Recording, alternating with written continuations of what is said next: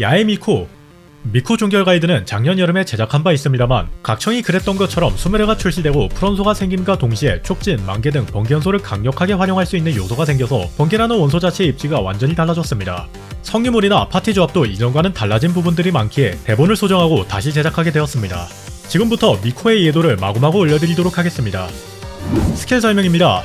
일반 공격, 죄를 삼키는 여우령, 그냥 평타입니다.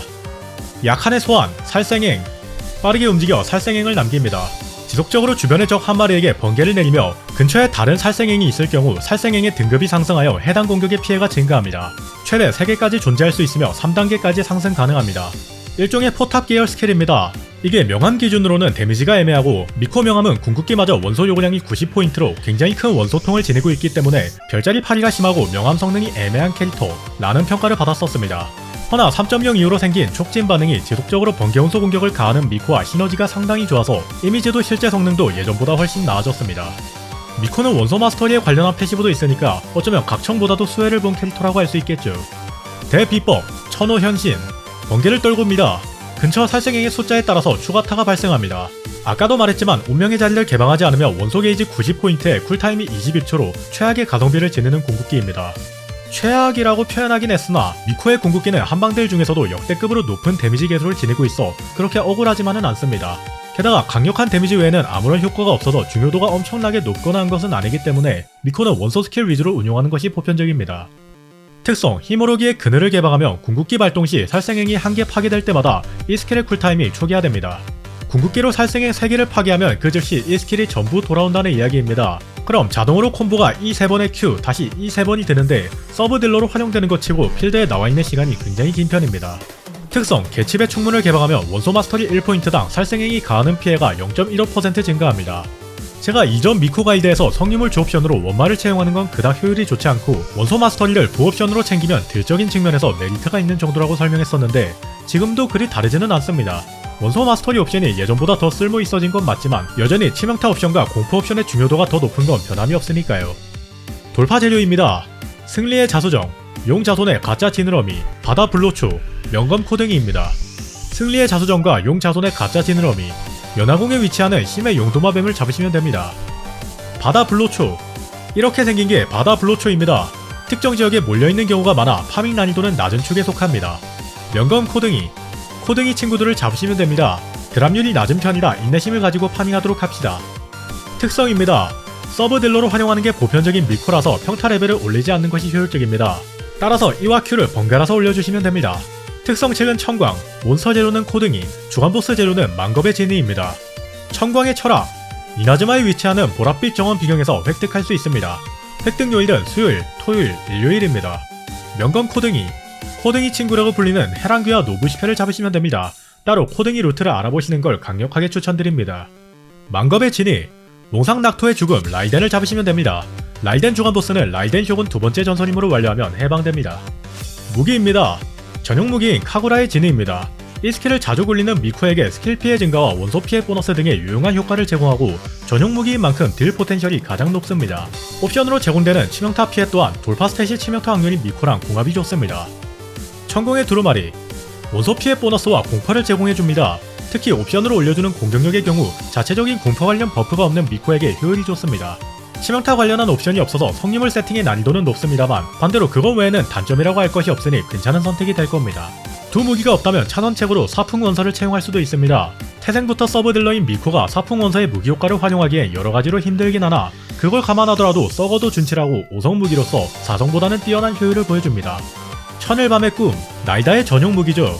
패시브를 설명할 때 말했듯이 원소 마스터리 옵션보다는 치명타 옵션이나 하다못해 공포 옵션이라도 챙기는 것이 더 효율적이기는 하지만 일단은 미코가 채용할 수 있는 무기 중 하나라는 건 알려드리고 싶었습니다. 음유시인의 악장, 무기 효과가 발동된 상태라면 4성임에도 불구하고 5성 못지않은 데미지 효율을 보여줄 수 있지만 그 이후의 현재 타임을 생각하면 또 좋지만은 않습니다.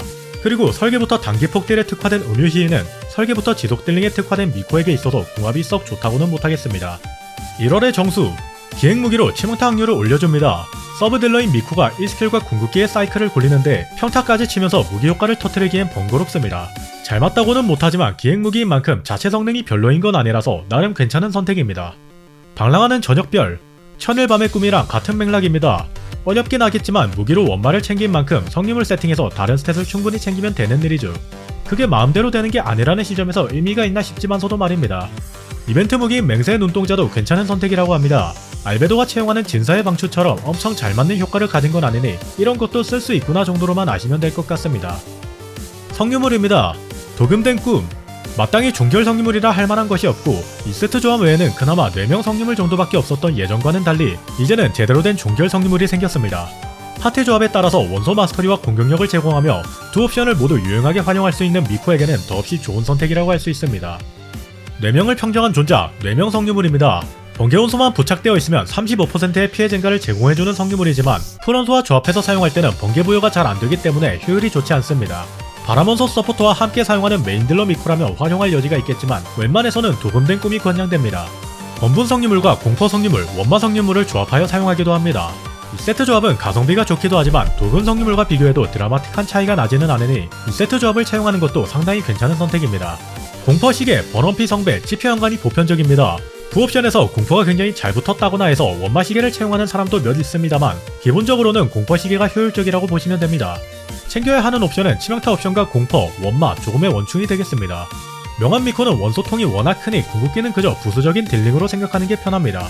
애초에 자주 못쓰는 녀석이니 원충을 많이 챙길 필요도 없겠죠. 종결 스펙은 치확 80에 치피 240, 원마 200 이상입니다. 이게 정녕 가능한 수치인가 싶으면서도 그러니까 종결 스펙이라는 생각도 드는군요. 별자리 돌파입니다. 1돌, 여우의 재물, 궁극기의 추가 타수마다 원소 에너지를 8포인트 회복합니다. 90이라는 미친 원소 에너지 요구량에서 66으로 낮아지는 별자리입니다. 이건 여전히 좀 안이 꼽습니다. 미코의 궁극기 의존도가 예전보다 낮아졌다고는 해도 설령 풀원소가 출시되면서 미코의 문제점이 개선될 걸 애초부터 염두에 두고 설계된 것이라고 하더라도 원소통에 장난질을 해놓았다는 느낌을 지울 수가 없군요. 2돌, 달을 향한 포효. 살생액이 생성될 때 초기 등급이 2단계 상승하며 등급 최대치가 4단계까지 상승합니다. 거기에 공격 범위가 60% 증가합니다. 이 스킬의 데미지가 상당히 증가하고 범위도 늘어나 편의성도 개선됩니다. 미코의 가성비 별자리이자 핵심 별자리라고 할 수 있겠군요. 4돌, 벚꽃이 불러온 뇌장. 이 스킬의 낭뢰가 적을 명중하면 파티의 번개원소 피해 보너스를 20% 부여합니다. 본인한테도 적용되는 효과인데다가 꼭 그렇지만은 않지만 미코는 다른 번개 캐릭터와 같이 쓰는 경우가 많기에 꽤 유의미한 별자리입니다. 6돌, 대살생의 저주. 살생액의 공격이 적의 방어력을 60% 무시합니다. 모든 별자리 효과를 다 합쳐도 궁극기의 데미지에는 크게 영향을 주지 않는 것이 꽤나 아쉽습니다. 하지만 그런 만큼 이 스킬의 데미지 상승폭이 어마무시하기 때문에 별자리 자체는 높게 평가됩니다. 추천 파트입니다. 발산 팟. 이미지는 아라이탐을 사용했지만 메인딜러 자리에 타이나리가 들어갈 수도 있습니다. 미코가 지속적으로 번개원소를 부착하고 나이다가 서브 딜링과 메인딜러의 원총을 보조합니다. 예전에는 나이다가 없으면 프랭자나 콜레이를 채용했지만 요즘은 요요를 채용하는 경우도 많더군요. 그 부분은 요령껏 알아서 선택하시면 되겠습니다. 촉진 팟. 촉진이라고 그다지 다를 건 없습니다. 메인딜러가 풀원소에서 번개원소로 바뀐 것 뿐이죠. 각청 말고 사이노도 활용할 수 있는 여지는 있지만 그쪽은 원충이 좀 빡세다 보니 미코보다는 피슬이 더 잘 맞는 것 같습니다. 만개팟이나 감전팟, 미코 메인딜 파티 등 생각나는 건 여러 개 있습니다만 만개팟은 시노브라는 강력한 친구가 버티고 있고 감전팟은 풀원소 출시 이후로 입지가 많이 줄었으며 미코 메인딜 파티는 어지간히 고돌파가 아닌 이상 예능 느낌이 강하기에 차마 추천드리지는 못한 점 양해 부탁드리겠습니다. 이상입니다. 지금까지 야에미코의 모든 것이었습니다. 부족하거나 잘못된 정보가 있다면 댓글 피드백 부탁드립니다.